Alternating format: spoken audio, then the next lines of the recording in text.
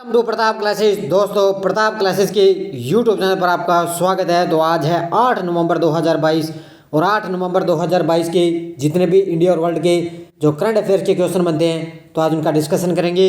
पूरा वीडियो ध्यान से देखना और लास्ट में आपसे क्वेश्चन पूछूंगा जिनके जवाब आपको कमेंट बॉक्स में देना होगा। तो सभी विद्यार्थियों को गुड मॉर्निंग। स्टार्ट करते हैं आज। और जो भी विद्यार्थी हमारे इस चैनल पर नहीं है तो ज़रूर चैनल को सब्सक्राइब कर लें और इसके पास लगे बेल आइकन का घंटा दबा लें ताकि हम जैसे ही वीडियो अपलोड करें उसका नोटिफिकेशन आप तक पहुंच जाएगा। वीडियो लाइक शेयर करते रहना। पीडीएफ आपको इसकी टेलीग्राम पर मिल जाएगी। वीडियो के डिस्क्रिप्शन में भी टेलीग्राम का लिंक है, तो वहाँ पर आपको टेलीग्राम ज्वाइन कीजिए। पीडीएफ आपको इसकी शाम तक मिल जाएगी। तो सबसे पहले हम कल के क्वेश्चनों को रिवाइज कर लेते हैं। हाल ही में अडानी न्यू इंडस्ट्रीज लिमिटेड ने किस राज्य में पवन टरबाइन को स्थापित किया? ये किया है गुजरात। हाल ही में विश्व की सबसे सस्ती विनिर्माण लागत वाले देशों की सूची में सबसे ऊपर कौन सा देश है? तो ये है भारत देश। हाल ही में प्रसिद्ध मलयालम लेखक सेतु को किस राज्य का प्रतिष्ठित एजुथाचन पुरस्कार 2022 मिला? तो ये है केरल का प्रतिष्ठित पुरस्कार। हाल ही में अरुणा साईराम को फ्रांसीसी सरकार द्वारा सेवेलियर पुरस्कार से सम्मानित किया गया। ये कौन थी? तो ये थी एक कर्नाटक संगीतकार। हाल ही में शुभकांत पांडा किस कंपनी के नए अध्यक्ष बने?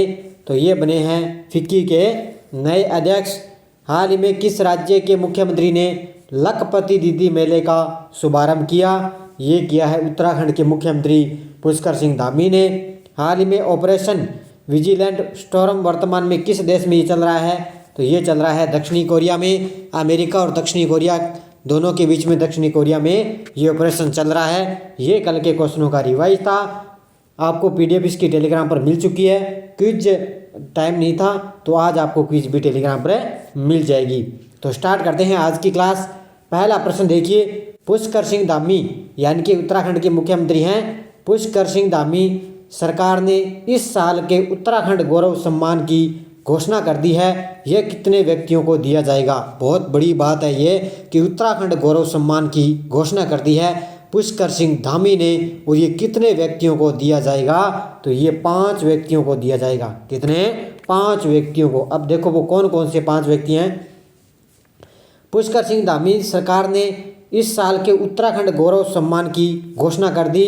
राष्ट्रीय सुरक्षा सलाहकार अजीत डोभाल हैं अपने, और भारतीय फिल्म सेंसर बोर्ड के अध्यक्ष प्रसून जोशी समेत 5 लोगों को इस साल के उत्तराखंड गौरव सम्मान के लिए चुना गया है। अब ये ध्यान रखना, इन दोनों को तो ये दिया गया है और 3 लोगों को है जो मरणोपरांत पुरस्कार ये जो है सम्मान दिया गया।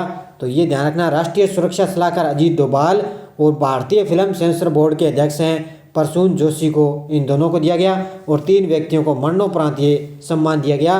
वो कौन कौन से? देखो, इस संबंध में गठित समिति की संस्तुति पर 3 अन्य व्यक्तियों को भी मरणोपरांत ये पुरस्कार दिया जाएगा, जिसमें अपने पूर्व रक्षा प्रमुख दिवंगत जनरल विपिन रावत और कवि और लेखक हैं दिवंगत गिरीश चंद्र तिवारी और पत्रकार एवं साहित्यकार हैं दिवंगत वीरेन डंगवाल शामिल। इसमें ये तीनों को मरणोपरांत ये सम्मान दिया गया। ये आपके लिए इम्पोर्टेंट है। जनरल बिपिन रावत ये आपको पता ही है, पिछले साल इनका निधन हो चुका है और अभी उत्तराखंड का जो गौरव सम्मान है वो इनको मरणोपरांत दिया गया। तो ये महत्वपूर्ण आपके लिए 5 लोगों को ये दिया गया है।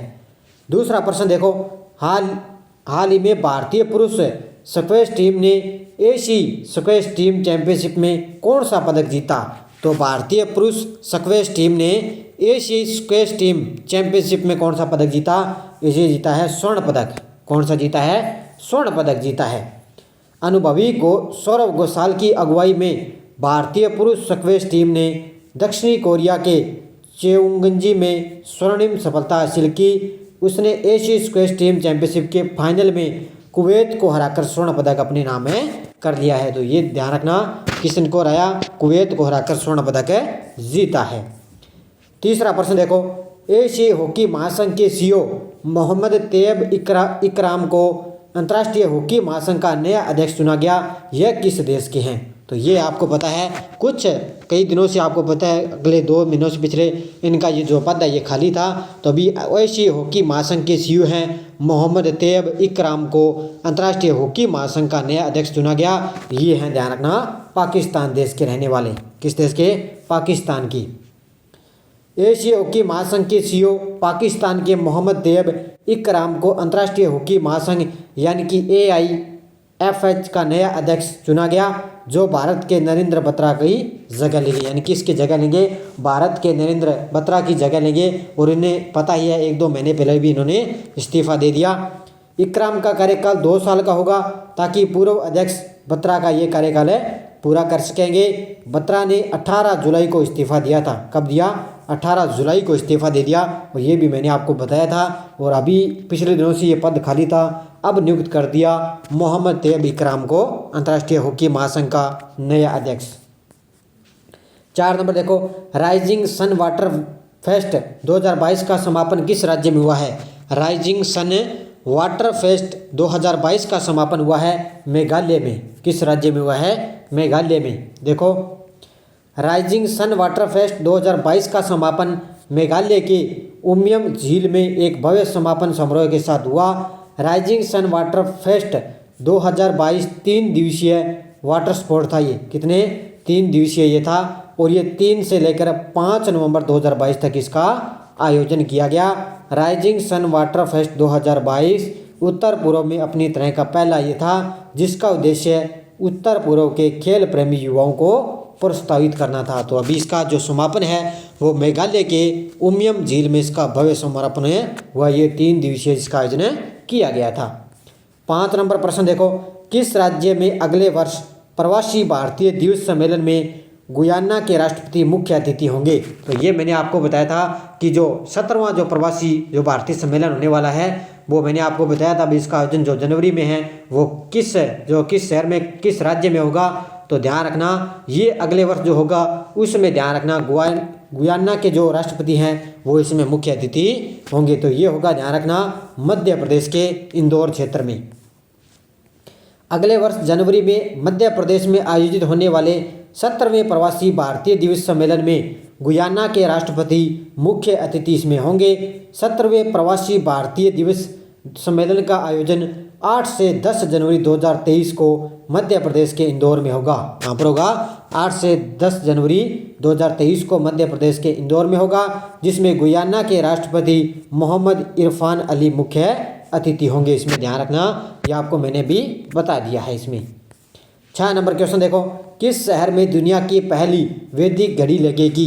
किस शहर में दुनिया की पहली वैदिक घड़ी लगेगी? तो ये लगेगी उज्जैन में। कहाँ पर लगेगी? मध्य प्रदेश के शहर उज्जैन में। विश्व की पहली वैदिक घड़ी काल गणना के केंद्र माने गए मध्य प्रदेश में उज्जैन के जंतर मंत्र यानी जिवाजी वेधशाला में अगले वर्ष 22 मार्च को गुड़ी पड़वा, क्या है? अगले वर्ष 22 मार्च को गुड़ी पड़वा यानी नव संवत्सरारंभ पर लगाई जाएगी। इस क्लॉक टावर का निर्माण 1,58,00,000 रुपए से किया जाएगा। और ये जो घड़ी है जो वैदिक काल गणना के सिद्धांतों पर स्थिर होगी। ये गणना बताएगी, ये काल के बारे में बताएगी, आगे भविष्य के क्षेत्र में अपने जो कार्य ये करेगी। तो ये उज्जैन में क्या है? विश्व की पहली वैदिक घड़ी जो है लगाई जाएगी अगले वर्ष। 7 नंबर क्वेश्चन देखो, शिक्षा मंत्रालय इस वर्ष जनजातीय गौरव दिवस कब मनाएगा? शिक्षा मंत्रालय है इस वर्ष जनजातीय गौरव दिवस मनाएगा 15 नवंबर को। कब बनाएगा ये? 15 नवंबर। शिक्षा मंत्रालय ने घोषणा की इस वर्ष भारत 15 नवंबर 2022 को स्कूलों और उच्च शिक्षा संस्थानों में जनजातीय गौरव दिवस को भव्य तरीके से मनाएगा। 15 नवंबर को बिरसा मुंडा की जयंती है, जिन्हें देश भर के आदिवासी समुदायों द्वारा भगवान के रूप में सम्मानित किया जाता है। तो ये ध्यान रखना, 15 नवंबर को इसके साथ साथ है बिरसा मुंडा की जयंती भी है, जिसे देश भर के आदिवासी समुदाय द्वारा भगवान के रूप में सम्मानित किया जाएगा। तो ये ध्यान रखना, स्कूलों और उच्च शिक्षा संस्थानों में जनजातीय गौरव दिवस मनाया जाएगा 15 नवंबर को। अगला क्वेश्चन देखो, हाल ही में भारत ने 7 नवंबर को सीवी रमन की कौन सी जयंती मनाई है? तो 7 नवंबर को सीवी रमन की जयंती बनाई है 134वीं। कौन सी बनाई है? 134वीं। भारत ने सीवी रमन की 134वीं जयंती बनाई है। सीवी रमन का जन्म 7 नवंबर 1888 को तमिलनाडु के त्रिचिनोपोली में हुआ था और 21 नवंबर 1970 को बेंगलोर में इनका निधन हो गया। सीवी रमन भारत के महानतम वैज्ञानिकों में से एक थे, तो ये ध्यान रखना, सीवी रमन है जो भारत के महानतम वैज्ञानिकों में से ये एक थे और इनकी हाल ही में सीवी रमन की 134वीं जयंती बनाएगी 7 नवंबर को। 9 नंबर क्वेश्चन देखो, किस राज्य के वन विभाग और यूएसआईडी ने TOFI कार्यक्रम शुरू किया है, यानी कि इन दोनों ने मिलकर क्या है, TOFI कार्यक्रम शुरू किया।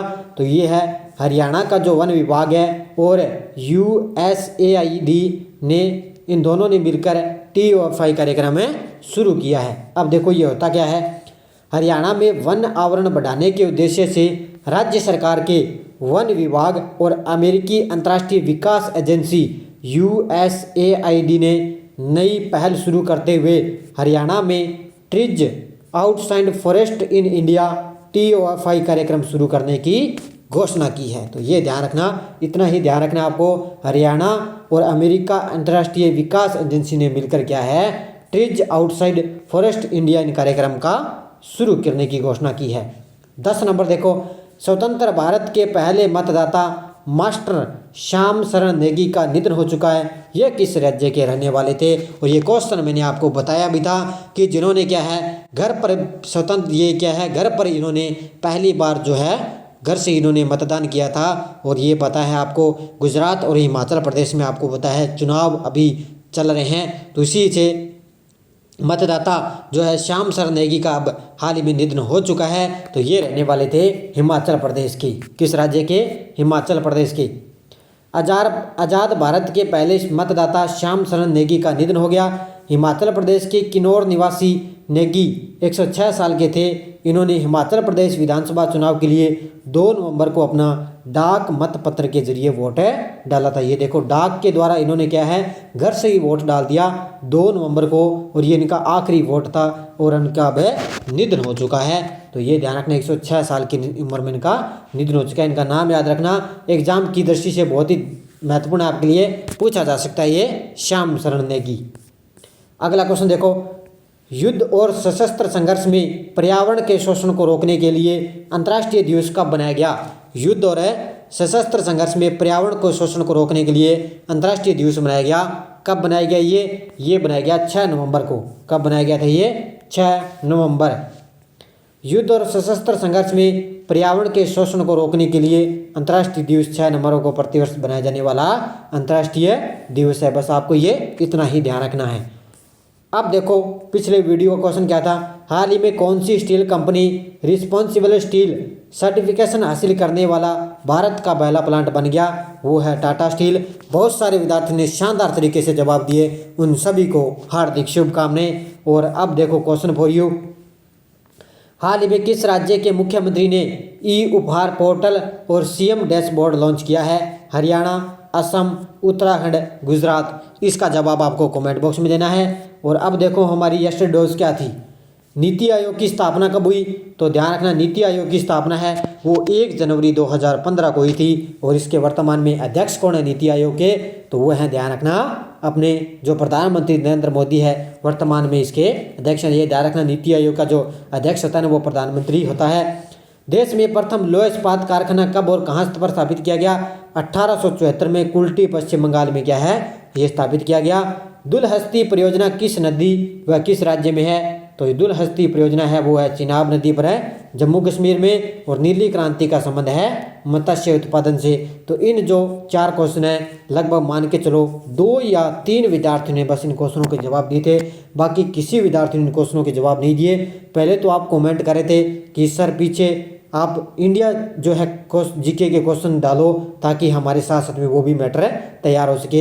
अब आप जवाब भी नहीं देते हो, फिर इंडिया का जीके क्वेश्चन डालने का फिर मतलब ही क्या है? फिर आज मैं और देख लेता हूँ आपके लिए, फिर आपके लिए मैं दोबारा से राजस्थान जीके ही स्टार्ट कर दूंगा। अब देखो आगे नेक्स्ट डोज आपके लिए क्या है। भारत में प्रथम सीमेंट का कारखाना कब और कहाँ पर स्थापित किया गया? गंगा नदी का उद्गम कहाँ से होता है और राष्ट्रीय चावल अनुसंधान केंद्र कहाँ स्थित है, स्वतंत्रता के बाद देश की वन नीति कब घोषित हुई। और ये ध्यान रखना, अब आगे जो सेकंड ग्रेड का एग्जाम होगा उसके लिए भी ये महत्वपूर्ण है। और हमारी शाम को 7 बजे क्लास आती है विश्व के सागर और महासागरों की क्लास, सेकंड ग्रेड के लिए स्पेशल टॉपिक मैंने स्टार्ट कर दिए और लगातार आपको मिलते रहेंगे अच्छी तरह से। तो निरंतर हमें फॉलो करते रहिए, लगातार निरंतर क्लास देखते रहिए। और आज ये क्लास आपको 7 बजे मिलेगी और डेली आपको जो मेरी क्लास है इंडिया करंट की वो 7 बजे आपको मिला करेगी, क्योंकि सर्दी का मौसम आ चुका है। तो लाइक शेयर करते रहना। धन्यवाद। जय हिंद, जय भारत।